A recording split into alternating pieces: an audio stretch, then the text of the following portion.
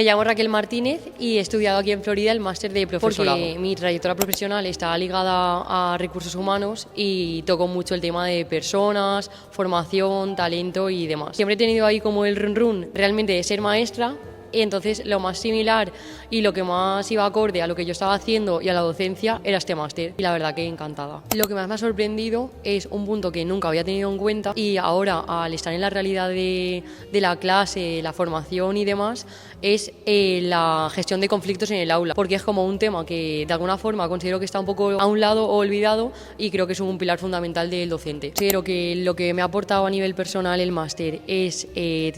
mucha seguridad a la hora de hablar en público, comunicarme, sentirme segura sin tener miedo a qué pensarán de mí. Pues gracias a los seminarios y a la importancia de la práctica que le da Florida al máster, creo que lo que hace es acercarnos a la realidad del aula, como comentaba, quedarte con esa parte práctica, que es lo que realmente vas a llevar a cabo en tu día a día, conocer pues lo que pasa en el día a día de verdad y no solo teoría. Te preparan un montón porque a lo largo del máster lo que haces todas las tardes es simulaciones de lo que luego va a pasar realmente en clase. Entonces parece que no, pero el venir a clase y hacerlo de manera presencial te da como esa fuerza y esa experiencia que luego cuando vas a las prácticas dices, esto casi que lo tengo hecho.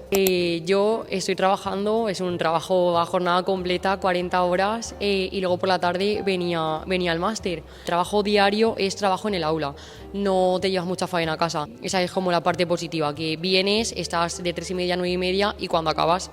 y ya está. Ya lo tenía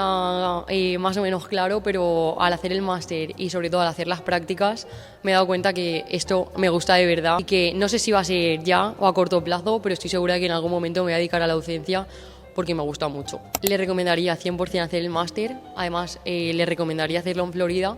por la metodología que utilizan, centrándose más en esa parte práctica y de trabajo real, más que a lo mejor en esa teoría que a veces nos aburre un poco más, que luego la realidad del aula pues te sientes más preparada.